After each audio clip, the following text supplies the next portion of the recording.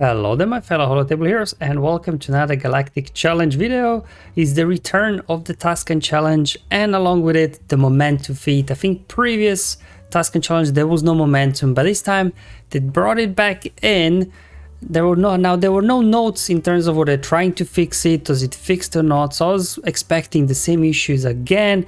However, we've got different type of issue. Well, it's not really an issue. You probably, if you've tried it, you already know this or have heard of it, that you are credited for a momentum whether you do it or not.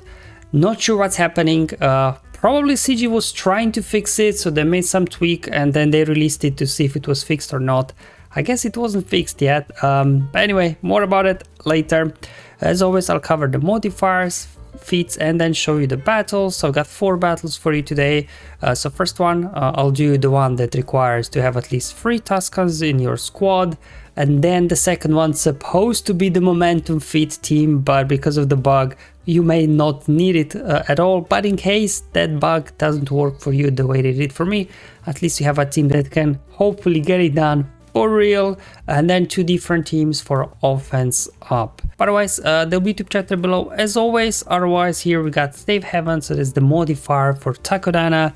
That's the one with death mark. Remember, whoever deals damage first get death mark on them, and when that guy is defeated, whoever deals damage next will get death mark applied on them. So we'll be, as always, kind of cheesing these with Malak because he doesn't really care about death mark, to be honest, so then enemies constantly stuck behind his taunt, constantly getting feared. In terms of the Tusken modifier, while it is amazing modifier, it's a really fun one in today's challenge, at least for my Tuskens, they just died off. They didn't really do a whole lot, to be honest, so I'll just move on, not worth mentioning this particular time. The code, so that's the modifier for Mandalorians, does various things, but most importantly, anytime you deal damage to them, all of them will gain a stack of clan loyalty, which will give them extra max protection and as well counter chance. So the more they have, the more they'll be counter attacking, and they'll be really becoming very durable as battle goes on. So it's something you'll have to plan around, which I'll show in my battles. In terms of feats, win with at least 3 Tusken units, so same as before, still no full Tusken team. Then we have to gain momentum 150 times, but as mentioned earlier, and probably heard already, it's bugged, so you don't really have to do anything, you'll just get credited for. And then finally, offense up 20 times. I'll show you 2 different ways to get it done. Now, no matter which team I tried, I just found Malak to be invaluable here. So let's first do the 3 Tuskens one. So here I'm going with Traya's lead. So when all those Mandalorians are attacking out of turn, they'll be killing themselves. And as well, her unique will passively cleanse their Malak whenever he gets a turn, because Malak has to survive at all costs, so he can keep fearing everybody. The other guys don't matter really, they'll just die off. Okay, so Bo goes first, which is actually very good. So she puts that mark on herself because you can then quickly take her down, and this will then stop their protection and health recovery from Bo's abilities there, so you'll be able to then quickly take him down. But while Bo is alive, you will be struggle to take anybody out because they'll be constantly healing back up. There we go, Sabine did the damage next, so she's now death marked. So I'm just going to go ahead there, isolate Gar just to stop him. Now Maul will do a couple of attacks. His hair is weird, doesn't always unload all 5 stacks of anguish, not sure. But we'll just keep going here, finishing off Sabine. Who deals damage next? Gets death mark. This case will be Shaman. It doesn't matter, to be honest. It's, you know, if you have low gear Tuskens, they'll just be dead by now anyway. I just wanted to show you that basically Malak and Traya can carry these amongst themselves. They don't really need a whole lot of help.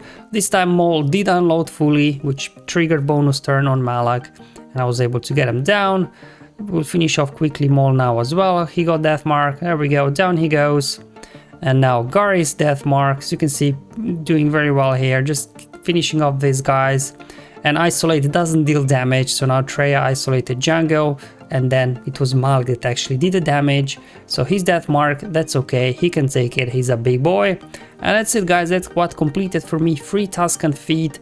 And surprisingly, while I was scrolling, I'm like, what? I got momentum 150 times. You know, that's fine. We'll take it any way we can get it done, right?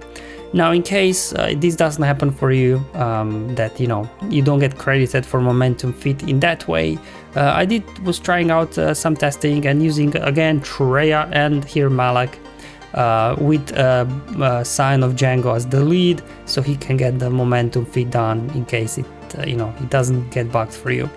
So here we go, we're going to put med pack on Malak. So I did have to remote Malak to be 311 speed so he can go first and get death mark applied on himself, because I don't want death mark spreading on the enemies, because then we'll finish them off too quickly as you've seen in previous battles, so we won't be able to cheese the momentum feed. That's why you want Malak to go first, he gets death mark, and then they'll constantly be hitting him, and that's why you need med pack on him, because these guys, once they start counterattacking, as you can see, they can really get through Malak rather quickly.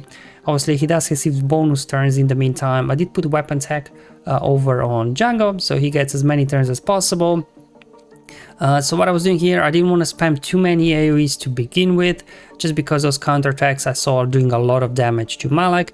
I utilized then basic there from Traya to land the daze on somebody.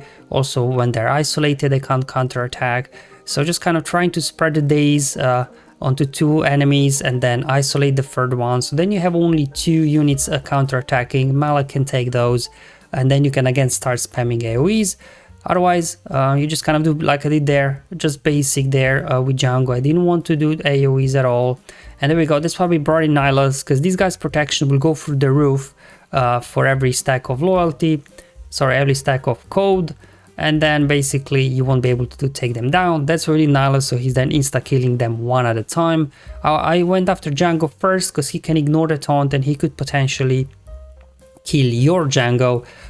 So that's why I want to get him down first, and then the second target for the second annihilate there will be Sabine. She's got a big AoE as well, and her basic does quite a lot of damage, similar like in Conquest, right, to Malak.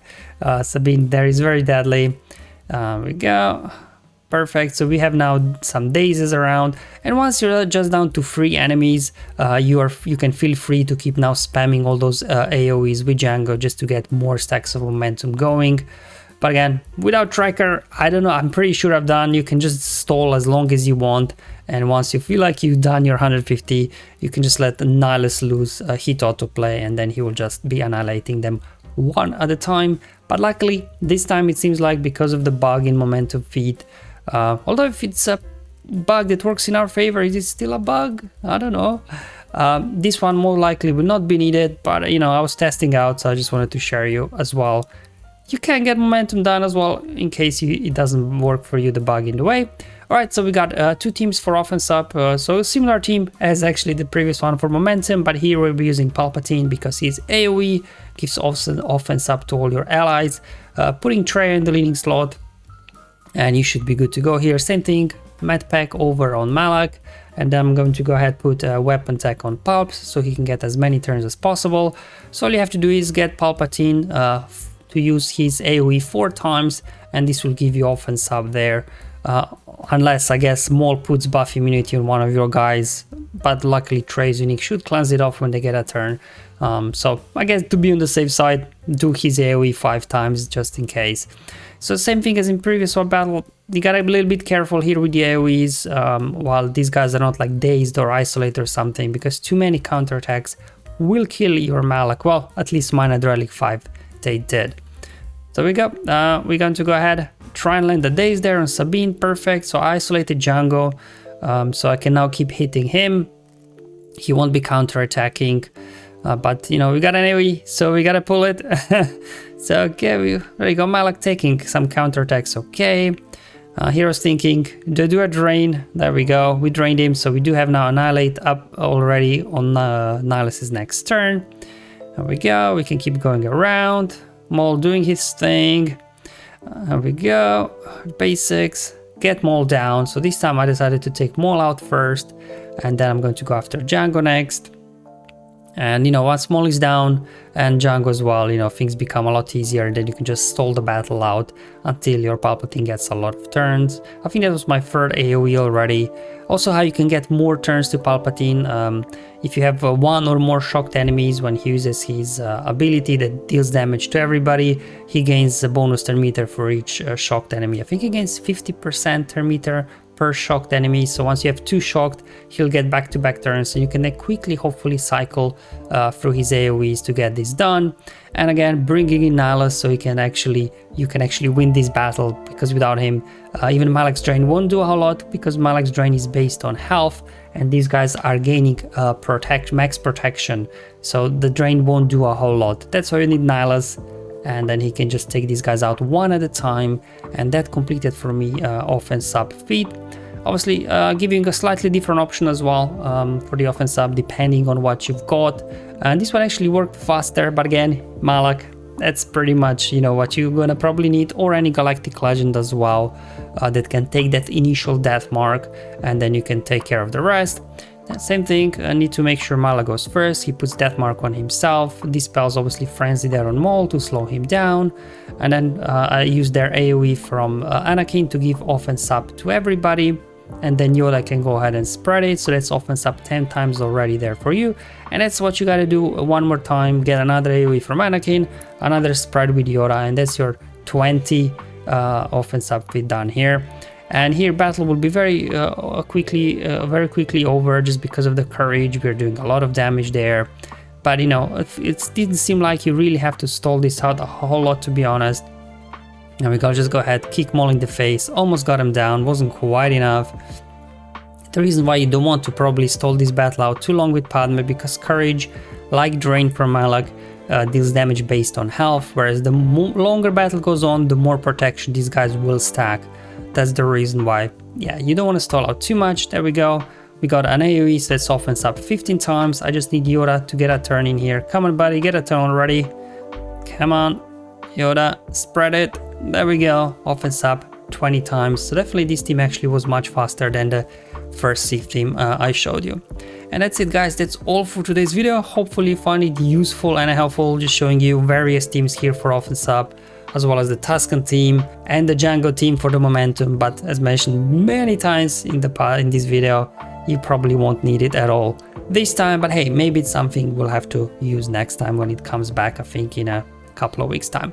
Thank you for watching, guys. I'll see you in the next one, but until then, have fun, enjoy life, and may the RNG be with you, my friends.